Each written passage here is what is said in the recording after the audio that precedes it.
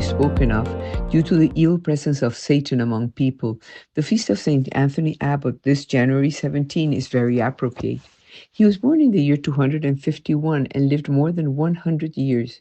His parents were very wealthy people, and when they died, Anthony was about 20 years old, and he gave part of the inheritance to his sister so that she would live very well for the rest of her life. And what belonged to him, he gave it to the poor. One day he heard in a church that Jesus said, "If you want to be perfect, go, sell your goods, give the money to the poor, so you will have a treasure in heaven, and then come and follow me." He sold his properties, distributing the proceeds from the sale to those in need. He also heard in church that Jesus said, "Don't worry about tomorrow." So he left his younger sister to the care of consecrated virgins and began to live as an ascetic on the outskirts of his village. Anthony became a giant of holiness. As soon as he knew other sages who had given themselves over to a solitary life, he went to meet them, adopting a virtue from each one of them, such as temperance, perseverance in fasting and prayer.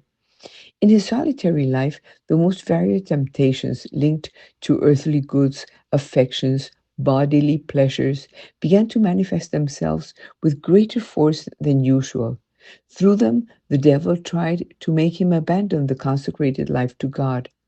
He confided this to other anchorites who was what was happening to him, and they advised him to resist and separate himself even more from the world. So he chose a hole dug in the rock as a refuge. A friend brought him some bread, but the attacks of Satan, fearful that the example of this new saint would spread, continued day and night. He knew that to discern the spirits and fight the demons, he had to make use of the sign of the cross, and that dissolved the confusion.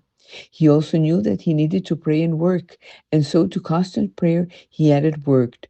He made baskets and cultivated a small piece of land, as he did on the desert mount of Tebaida, where he retired in the last phase of his long life.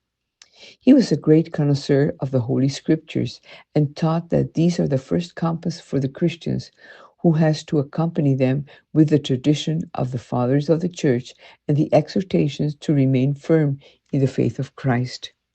On more than one occasion, some pagan philosophers went to see him with the intention of mocking him for his faith in a crucified God, but they returned marveled at his wisdom. Anthony, despite not having literary studies, dismantled their argument and instructed them in the reasons for the Christian faith. Many, attracted by his fame as a teacher, wrote to him asking for advice, and he, with great humility, responded by reminding them that Christ is the only and true King, encouraged them to think about salvation and to behave with justice because he knew that with God we always win.